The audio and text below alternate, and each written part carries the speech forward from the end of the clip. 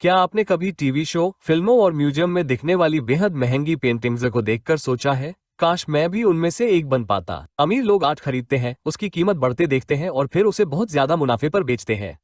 उद्धरण चिन्ह। तो आप सोच रहे होंगे, मैं ऐसा कैसे कर सकता हूँ? तो 2017 में न्यूयॉर्क शहर में एक स्टार्टअप शुरू हुआ जिसका नाम है मास्टरवर्क्स, जिसका कहना है कि उनके पास इसका जवाब है। उनका दावा है कि वे आम लोगों को महंगी पेंटिंग्स के शेयर खरीदने देते हैं। उन्हें उम्मीद है कि बाद में उनकी कीमत बढ़ेगी और वे उन्हें मुनाफे पर बेचेंगे। लेकिन यहाँ एक बात पर गौर करना जरूरी है। क्या होगा अगर मैं आपसे कहूँ कि वे जो पेंटिंग बेच रहे हैं वो बस ध्यान भटकाने के लिए है?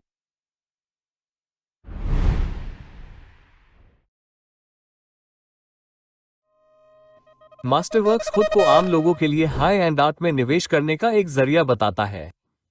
अमीर लोगों की तरह वे ये भी बताते हैं कि आर्ट इन्वेस्टमेंट ने शेयर मार्केट से भी बेहतर प्रदर्शन किया है। सुनने में ये बहुत आकर्षक लग रहा है। आप सोच सकते हैं कि आखिरकार इसमें निवेश करने का मौका मिला। लेकिन एक पल रुकिए, इस तरह की कंपनी के जरिए आर्ट में निवेश करना उतना सीधा नहीं है जितना लगता है और इसमें कुछ गंभीर जोखिम भी होते हैं।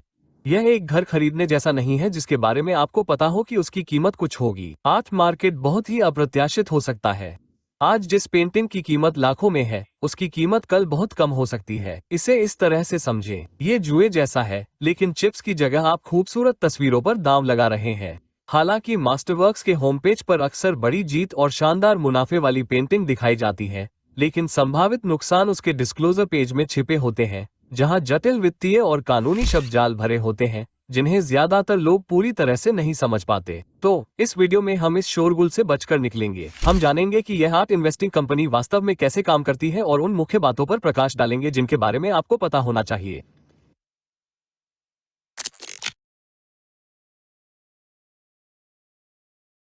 तो मास्टरवर्क्स का मूल विचार यह है, वे बहुत ही महंगी पेंटिंग खरीदते हैं, ऐसी पेंटिंग जिनकी कीमत लाखों या लाखों डॉलर तक हो सकती है। फिर वे आपको इन पेंटिंग के छोटे छोटे टुकड़े खरीदने की सुविधा देते हैं। आप सोच सकते हैं, बढ़िया, मेरे पास किसी मशहूर कलाकृति का एक छोटा सा हिस्सा है। लेकिन यहीं से बात दिलचस्प हो जाती है। आप असल में पेंटिंग का कोई भौतिक टुकड़ा नहीं खरीद रहे हैं। इसके बजाय आप उस कंपनी के शेयर खरीद रहे हैं जिसके पास पेंटिंग है। और यह जान लीजिए कि यह कंपनी आपके देश में भी नहीं है। ये केमैन आइलैंड्स नामक जगह पर स्थित है। अब आपने केमैन आइलैंड्स के बारे में सुना होगा। यह एक प्रसिद्ध ऑफशोर वित्तीय केंद्र है, एक ऐसी जगह जहां अमीर व्यक्ति और कंपनियां विभिन्न कारणों से अपना पैसा लगाते हैं, जिसमें बहुत कम या कोई कर नहीं देना शामिल है। कुल मिलाकर आप सीधे कला में निवेश नहीं कर रहे हैं। आप किसी दूसरे देश में स्थित कंपनी का एक टुकड़ा खरीद रहे हैं जिसके पास वो कला है। शुरुआत करने के लिए भी आपको एक बड़ी रकम लगानी होगी। मास्टरवर्क के लिए आमतौर पर न्यूनतम $15,000 का निवेश करना पड़ता है। अधिकांश लोगों के लिए ये बहुत बड़ी रकम होती है। और यह जान लीजिए कि उस बड़ी रकम के ऊपर वे समय के साथ फीस के रूप में आपके बैलेंस को कम करते रहेंगे।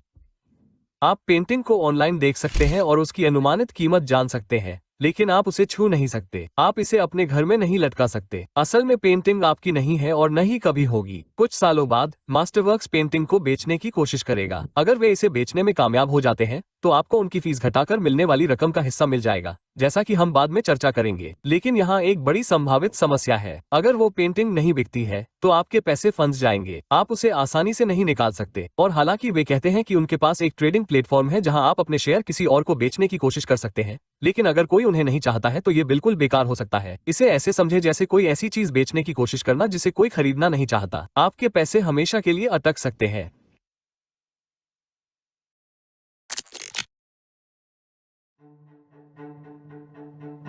ठीक है, आइए समझते हैं कि मास्टरवर्क फीस के जरिए कैसे पैसे कमाता है। सबसे पहले वे एक अग्रिम फीस लेते हैं, जो अक्सर आपके निवेश का लगभग 11% होता है। इसलिए अगर आप $1,000 का निवेश करते हैं तो आपको इस फीस में तुरंत $110 का नुकसान होगा। इसके अलावा हर साल कुछ फीस लगती रहती है, आमतौर पर आपके निवेश के मूल्य का लगभग 1.5%। तो हर साल आपके पैसे का एक हिस्सा उस पेंटिंग की देखभाल में चला जाता है जिसे आपने कभी देखा भी नहीं होगा। और अंत में जब कोई पेंटिंग मुनाफे में बेची जाती है तो मास्टरवर्क्स उस मुनाफे का एक बड़ा हिस्सा लेता है, अक्सर उस मुनाफे का 20%। तो पेंटिंग बिके या न बिके, मास्टरवर्क्स लगातार फीस वसूलता रहता है, जबकि आप निवेशक पेंटिंग की कीमत न बढ़ने या न बिकने का सारा जोखिम उठाते हैं। शुरुआती पेशकश दिलचस्प लगती है, जिसमें $15,000 नकद वाले लोगों को हाई एंड आर्ट इन्वेस्टमेंट का मौका दिया जाता है, लेकिन अनुभवी निवेशक भी इन फीस और मास्टरवर्क्स रिस्क डिस्क्लोजर चेतावनियों में छिपे खतरे को समझ नहीं पाते, जिनके बारे में हम बाद में बात करेंगे। अगर आप इन सभी खर्चों को नहीं समझ पाते हैं, तो आप बहुत सारा पैसा गंवा सकते हैं जिसकी आपने उम्मीद नहीं की थी। सीधे शब्दों में कहें तो हो सकता है कि आप $15,000 इन्वेस्ट करें और फीस के बाद उससे कम ही वापस पाएं। और अगर आर्टवर्क अच्छा प्रदर्शन नहीं करता है, तो यह वास्तव में निवेश नहीं है, ये संभावित रूप से पैसा गंवाना है।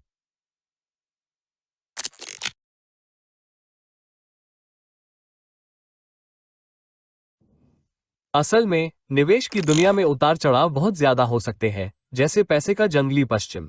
स्टॉक और बॉन्डर जैसे आपके सामान्य निवेशों के विपरीत, आम लोगों की सुरक्षा के लिए हमेशा बहुत सख्त नियम नहीं होते हैं। मास्टरवर्क्स ट्रेडिंग प्लेटफॉर्म के लिए कुछ वित्तीय नियामक संस्थाओं के साथ काम करता है, जिसमें फिनरा भी शामिल है, जिसका मतलब है वित्तीय उद्योग नियामक प्राधिकरण, जो शेयर बाजार के नियमों को लागू करता है। यह एक गैर सरकारी निगरानी संस्था की तरह है जो ये सुनिश्चित करती है कि ब्रोकर और फर्म निष्पक्ष रहें और निवेशकों की सुरक्षा करें, और इसमें सेक भी शामिल है, जिसका मतलब है प्रतिभूति और विनिमय आयोग, जो सरकार का मुख्य वित्तीय बाजार कप है, और यह सुनिश्चित करता है कि कंपनियां निवेशकों के साथ ईमानदार रहें, धोखाधड़ी को रोकें और सभी के लिए बाजार को सुचारू रूप से चलाते रहें। इसलिए भले ही मास्टरवर्क्स ट्रेडिंग प्लेटफॉर्म पर इन महत्वपूर्ण नियामकों की कड़ी निगरानी हो, लेकिन कंपनी के रूप में मास्टरवर्क्स एक पंजीकृत निवेश कंपनी नहीं है। पंजीकृत निवेश कंपनियां निवेशकों की सुरक्षा के लिए बनाए गए कुछ नियमों और विनियमों के अधीन हैं, जिसमें यह आवश्यकता भी शामिल है कि निवेश पर संभावित वित्तीय रिटर्न के बारे में कोई भी दावा सत्यापित होना चाहिए और भ्रामक नहीं होना चाहिए। वित्तीय उद्योग नियामक प्राधिकरण की अपनी वेबसाइट फिनरा के अनुसार, निवेश संबंधी संचार सत्य और संतुलित होने चाहिए और बिना पुष्टि किए रिटर्न के दावे अक्सर इस सिद्धांत का उल्लंघन करते हैं। चूंकि मास्टरवर्क्स एक पंजीकृत निवेश कंपनी नहीं है, हालांकि इसका पूरा व्यवसाय एक निवेश मंच है, अगर वे चाहें तो वे बिना पुष्टि किए हुए दावे कर सकते हैं। कला की कीमतें बहुत तेजी से ऊपर नीचे होती रहती हैं। आज जो बहुत मूल्यवान है, वो कल बहुत अधिक मूल्य खो सकता है। यह अनुमानित निवेश की तरह कम और भविष्य में क्या लोकप्रिय होगा, इसका अनुमान लगाने की कोशिश करने जैसा है। आपने जिस पेंटिंग में निवेश किया है, वो केवल एक गुजरता हुआ चलन हो सकता है, कुछ ऐसा जो थोड़े समय के लिए फैशनेबल हो, लेकिन फिर रुचि कम हो जाए। यदि उस पेंटिंग का मूल्य गिर जाता है, तो आपका निवेश पूरी तरह से बेकार हो सकता है। आप बहुत कम मूल्य की पेंटिंग के लिए हजारों डॉलर का भुगतान कर सकते हैं। जब आप चाहें तो अपने शेयर बेचना मुश्किल या असंभव हो सकता है। मास्टरवर्क्स ट्रेडिंग प्लेटफॉर्म पर पर्याप्त खरीदार नहीं हो सकते हैं। मास्टरवर्क्स अपने फाइन प्रिंट में ये भी कहता है कि आप उन शेयरों को हमेशा के लिए अपने पास रख सकते हैं। इसका मतलब है कि आपका पैसा बिना चाबी के तिजोरी में बंद हो सकता है। यहाँ कठोर सच्चाई है, अगर कला की कीमत बढ़ भी जाती है, तो भी यह आपके द्वारा फीस के रूप में चुकाए गए पैसे को पूरा करने के लिए काफी नहीं हो सकती है, और इस बात की पूरी संभावना है कि आपको अपने शुरुआती पैसे कभी वापस न मिलें।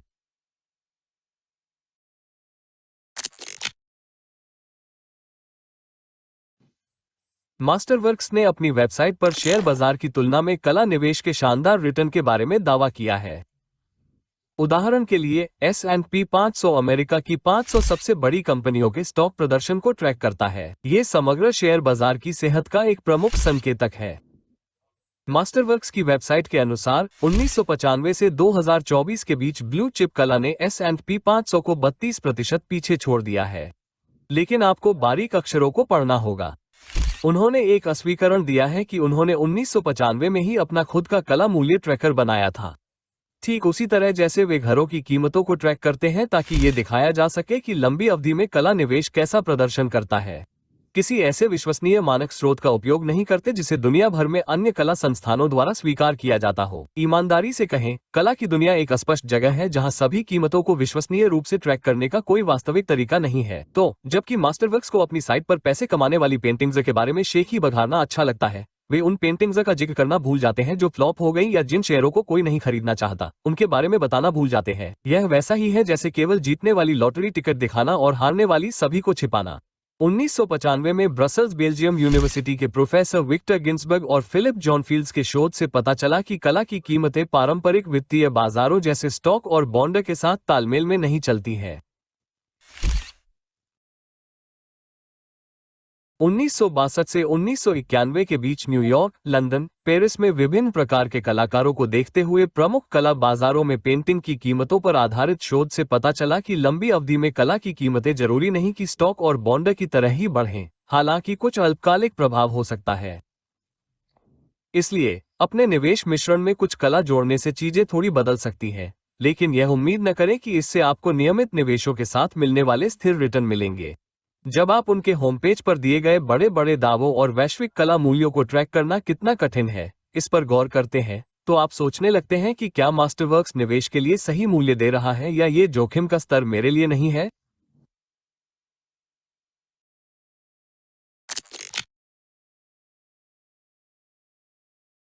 अधिकांश लोग अमीर बनने के लिए कला नहीं खरीदते। अमीर लोग इसे इसलिए खरीदते हैं क्योंकि उन्हें ये पसंद है। वास्तव में एक रिपोर्ट में पाया गया कि केवल कुछ प्रतिशत कला संग्रहकर्ता और पेशेवर केवल निवेश के उद्देश्य से कला खरीदते हैं। ऑडिटर कंपनी डियोटे और कला बाजार अनुसंधान फर्म आर्ट टैक्टिक की नवीनतम 2023 रिपोर्ट में पाया गया कि केवल 5% कला संग्रहकर्ता केवल पैसे कमाने के लिए कला खरीदते हैं और 4% कला पेशेवर केवल पैसे कमाने के लिए कला खरीदते हैं। मेरा मतलब है, इसके बारे में सोचें। यह आपको सीधे तौर पर प्रभावित करता है और आपके लिए कुछ खास मायने रख सकता है। परामर्श कंपनी नाइट फ्रैंक की 2024 की वेल्थ रिपोर्ट के अनुसार लोगों के पास कला जैसी चीजें रखने का मुख्य कारण ये है कि उन्हें उनका आनंद मिलता है। भले ही कोई पेंटिंग अपने मूल्य में बहुत अधिक गिरावट दर्ज करे, लेकिन जो लोग वास्तव में उसमें रुचि रखते हैं वे उसे वैसे भी रख सकते हैं। यह उन्हें खुशी दे सकता है, उनके रहने की जगह को बेहतर बना सकता है या बौद्धिक जिज्ञासा को जगा सकता है। लेकिन याद रखें, मास्टरवर्क्स में आपका आर्टवर्क से कोई निजी संबंध नहीं होता है। आप बस उस कंपनी में शेयर रखते हैं जो उस आर्टवर्क का मालिक है। इसके अलावा बहुत अमीर लोगों के बीच भी फाइन आर्ट और संग्रहणीय वस्तुएं उनके कुल निवेश पोर्टफोलियो का बहुत छोटा हिस्सा होती है। नाइट फ्रैंक की 2025 की वेल्थ रिपोर्ट के अनुसार अभी भी दुनिया भर में बहुत अमीर लोगों के पास फाइन आर्ट और अन्य संग्रहणीय वस्तुएं हैं जो उनके कुल पोर्टफोलियो आवंटन का सिर्फ 2% हिस्सा है। इससे पता चलता है कि बहुत अमीर लोग भी आर्ट को अपने पैसे कमाने का मुख्य जरिया नहीं मानते हैं। इसलिए अगर आपका मुख्य लक्ष्य आर्ट इन्वेस्टमेंट के जरिए अमीर बनना है तो आप निराश हो सकते हैं। इसलिए जबकि मास्टरवर्क्स एक वैधानिक व्यवसाय है, वे भारी भरकम फीस लेते हैं, संभावित रूप से चुनिंदा डेटा के साथ अपनी सफलताओं को उजागर करते हैं और ऐसी स्थिति बनाते हैं जहां उनके ट्रेडिंग प्लेटफॉर्म पर आपके शेयर बेचना मुश्किल हो सकता है, जिससे आपका निवेश फंस जाता है। हालांकि वे कानूनी ढांचे के तहत काम करते हैं और कला विविधीकरण के लिए एक दिलचस्प संपत्ति हो सकती है, लेकिन वे जो शुल्क लेते हैं वो महंगे हेज फंड के बराबर होता है जो किसी ऐसी उच्च श्रेणी की संग्रहणीय वस्तु के लिए लेते हैं जिसे आप वास्तव में कभी नहीं खरीदेंगे या यहाँ तक कि उसे व्यक्तिगत रूप से देखेंगे भी नहीं। वीडियो में ये सब सुनने के बाद ये तय करना आपके ऊपर है कि कला में निवेश करने का ये तरीका आपके लिए सही है या नहीं। क्या आप ऐसे और वीडियो चाहते हैं जो ये समझाएं कि व्यापार की दुनिया में वास्तव में क्या चल रहा है? सब्सक्राइब बटन दबाएं, सूचनाएं चालू करें ताकि आप हमेशा अपडेट रहें।